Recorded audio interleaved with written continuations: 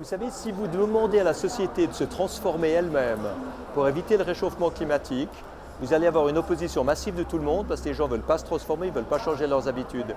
Donc je pense que c'est beaucoup plus efficace de proposer aux gens des nouvelles technologies qui leur permettent d'économiser l'énergie, de moins gaspiller, d'être plus efficients, autant pour la mobilité que pour l'habitat, pour l'industrie, l'éclairage, le chauffage et tout ça.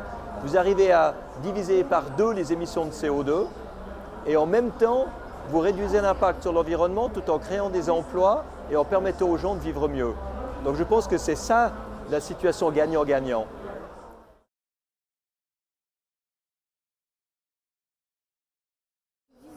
Alors on constate énormément les influences du changement climatique dans les statistiques météorologiques. Autrefois, on avait des simulations de trajectoires de vol qui étaient les mêmes d'une année à l'autre. Et maintenant, plus du tout. Maintenant, la mousson arrive à des dates erratiques. Il y a beaucoup plus de tempêtes à certains endroits qu'autrefois. Il fait beaucoup plus beau à d'autres endroits et on est tout étonné de se retrouver dans ces conditions-là.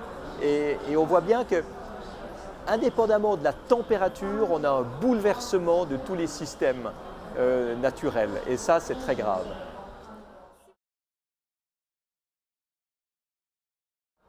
Le message à faire passer aujourd'hui, c'est que la lutte contre les changements climatiques ne doit pas être prise comme une somme de gros problèmes qui coûtent cher.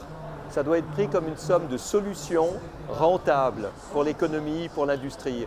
Des solutions de technologie propre qui peuvent remplacer les vieux systèmes polluants du passé, autant les moteurs à combustion que les vieilles ampoules électriques, les isolations mal faites pour les maisons, les vieux systèmes industriels.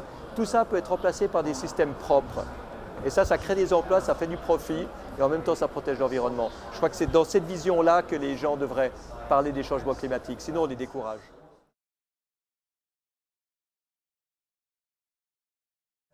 Moi, je pense que la plus grande erreur de notre génération, c'est de dire qu'il faut lutter contre les changements climatiques pour la génération future. Parce que dans la pratique, ce n'est pas ça qui va faire changer les gens aujourd'hui.